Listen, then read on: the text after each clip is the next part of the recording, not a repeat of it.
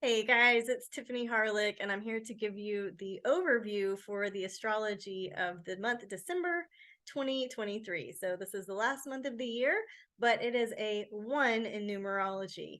And this is kind of interesting because it's sandwiched by 2 9 months in the numerology. November is a 9 month, and January of 2024 is a 9 month. And the 9 is about integration, it's about assimilation, digesting things, like taking everything that you've learned, adding it up, reflecting, understanding, putting it all together. Things come full circle in both November and in January, which is kind of different because December, that means that we have this month, this in between month, right, where we have the ability to focus. Sometimes that hyper focus can give us blinders. Sometimes we need that focus, but it feels like a great reset month. And so I want to encourage everyone to go slow. It is a more reflective time of the year. Have less on your calendar. Just play with it, experiment with it. So just knowing that we've got that 1 in the numerology as we move into December. We also have Venus square Pluto on the 3rd. So it's going to start out kind of somber, kind of slow. This kind of intense.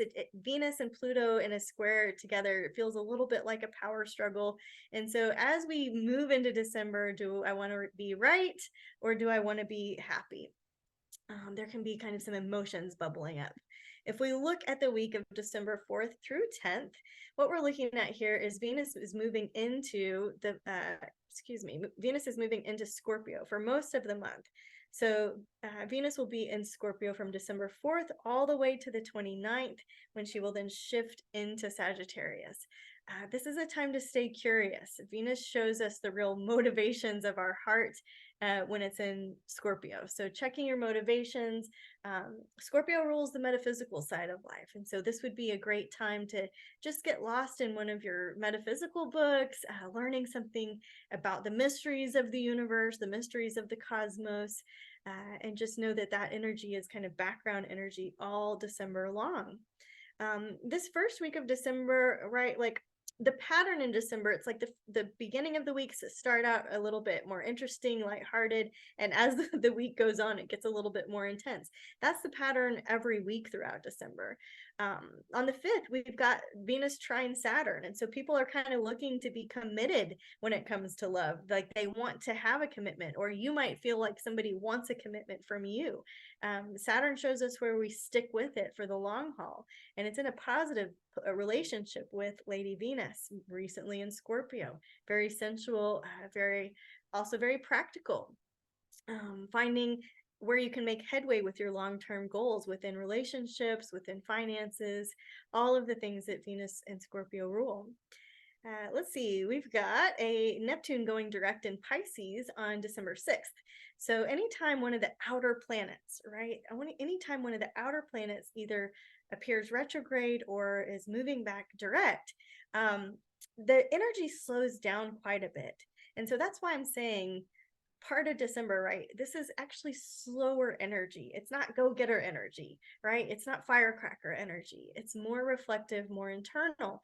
Neptune has been retrograde in Pisces since June 30th of 2023, and it's going direct here on December 6th. And so this inner reflection, this increased psychic awareness, the blessings and the benefits of yoga and meditation, letting something go. Neptune dissolves, and Pisces is that mist, that love that we can all experience, putting something back into the cosmos for our recycling of energy, which cannot be created or destroyed. I also want to encourage you guys to maybe keep a dream journal around this time, because I think that our dream lives are going to be very interesting and rich and fulfilling and vivid. It's a great tool for psychic development. Venus is going to go on to oppose Jupiter by the end of the week. And this is where Jupiter shows us where we can make mountains out of molehills. It's very benevolent, it's abundant, it's wealth.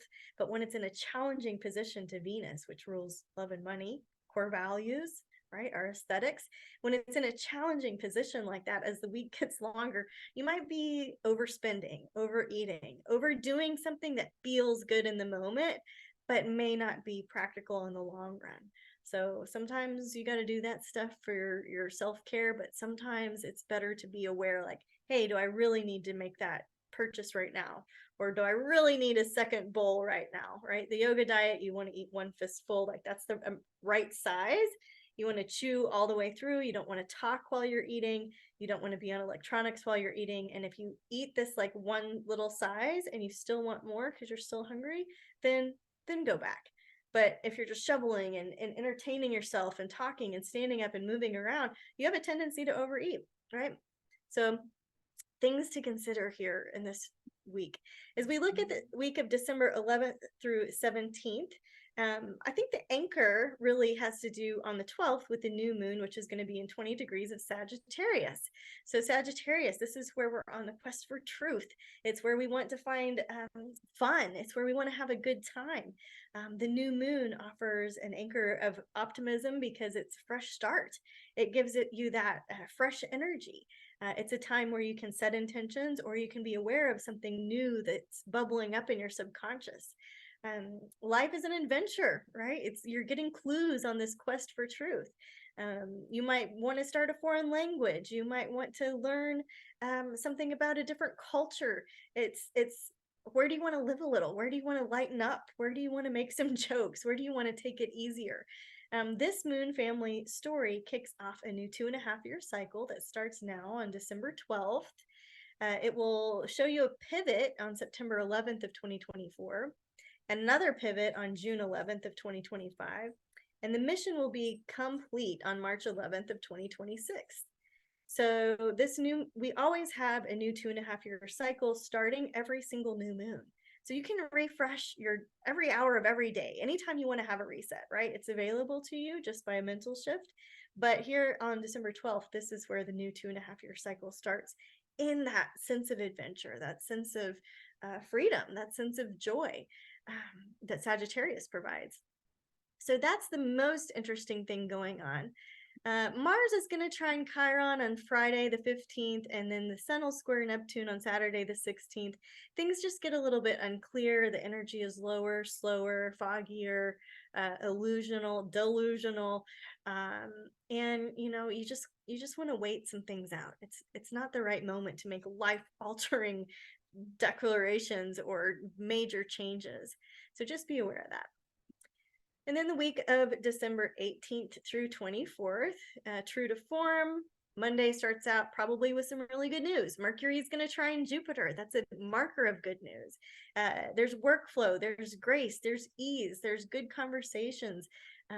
There's an opportunity to ask for promotions. It's a good time to just articulate the messages that you need to get out into the masses. Mercury and Jupiter working together educate and inform. So writing during this transit is also very powerful. We've got let's see. Yeah. Oh, the other cool thing about this week that I was excited to share is that Mercury will be in Cazimi, in the heart of the sun, on Friday. So another really good opportunity to write, network, get your message across, send your newsletters out, talk to people, get ideas, information exchange. Also really good and clear focused energy on Friday the 22nd. But between Monday, the good news, and Friday, the clear moment, we do have a few bumps in the road. Venus is going to oppose Uranus. That means we need to be ready for anything. There's surprise changes, there's sudden changes, especially having to do with love and money. There's different directions. There might be some unexpected expenses or curveballs in those departments. And know this, that opposites attract, especially during this energy. Opposites attract. You are intended to push up against what you aren't. Let's see, push up against what you aren't determined. Okay, what I'm trying to say is there's a contrast. And so you can see what you want by what you don't want. And don't let that fool you. Like what you do and what you don't want are in major contrast this week. Sorry, I tripped over my words there.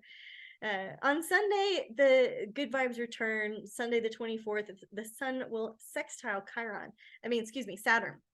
That's very positive. It's your identity, yourself, how you shine, who you are, right? In a positive position to Saturn. That you're living right on time, that you're in divine right timing. Your hard work is paying off. So keep going, keep going. As we look at the week of December 25th through the 31st, right, there's a little bit of that pressure cooker energy. We have just had the solstice, so the sun will have moved into Capricorn. Mercury will have moved. Let's see, did we get Mercury? Yeah, Mercury will have moved into Sagittarius on the 23rd. And so there's a changing of the guards. And this week, the 25th through the 31st, is when you start to feel that season changing. And the pressure cooker can come around the holidays. It can come around the new year energy. But it can also come this week because Mercury is square Neptune, and that feels very distorted. It can feel very confusing. Sometimes it's a little easier to get lost in a movie or a good book than it is to try to really work or sort things out or have these heavy conversations. Things aren't quite what they seem this week.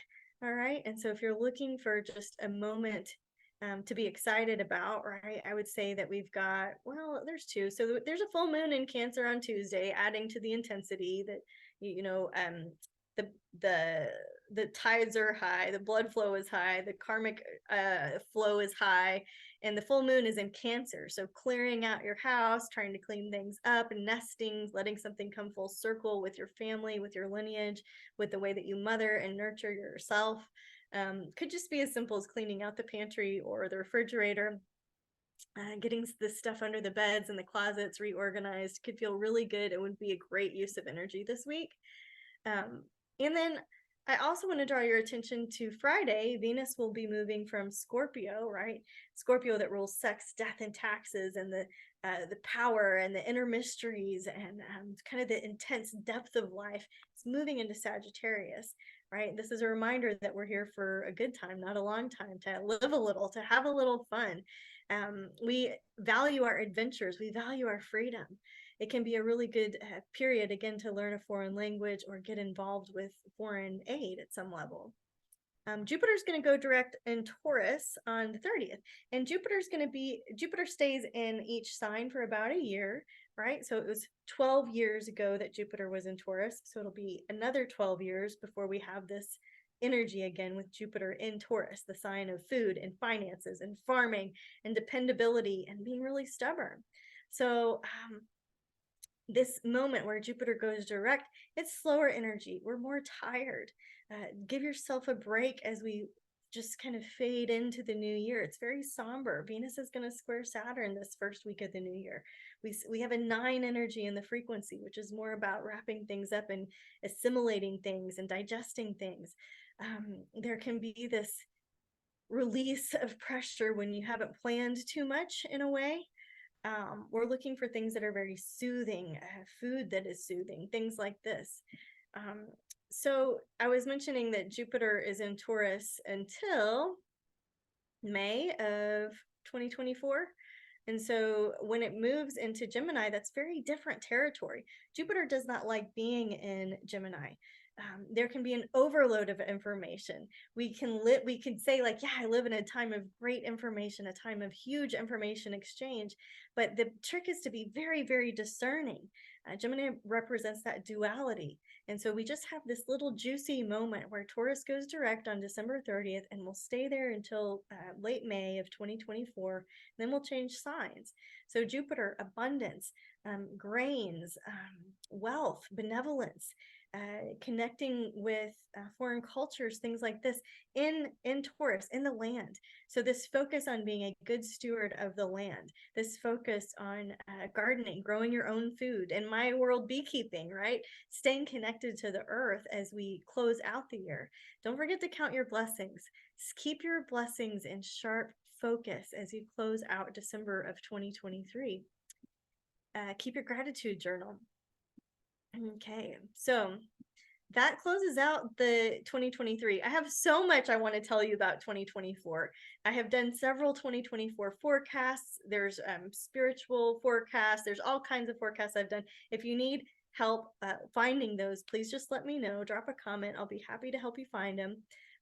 This is one last opportunity to try out my membership. You use the code 1month and you go to tiffanyharlick.com and you can be a member for free for 1 month and check it out. See if you like learning astrology with me. And then check out the digital calendar while you're there too. While I'm doing these forecasts, that's all I'm doing is I'm looking at the calendar that I've created for the year, and I'm just clicking on the description and seeing, okay, yeah, all right, sweet. Venus is trine Jupiter.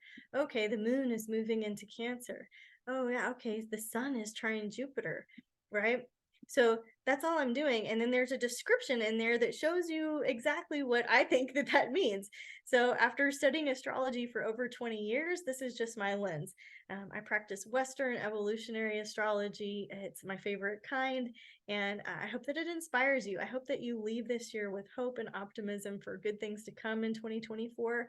April is going to be one of the biggest, most pivotal, interesting months of the year. The Mercury retrograde cycles are mostly in fire signs. So what are you needing to reignite in 2024? There's an interesting Mars retrograde cycle that's going to have a huge impact on the United States election. There's so much to talk about, so much to look forward to, so much to be aware of. And so my best advice is just remember we're here for a good time, not a long time. Enjoy the ride, see what's in your awareness, work with it, and embrace the light, just like this sunbeam that's coming through me right now. All right, it's my honor and pleasure to work with you guys. If you have any questions, let me know. I'm super accessible. I love helping you find your way through the cosmos with the language of astrology. All right, namaste.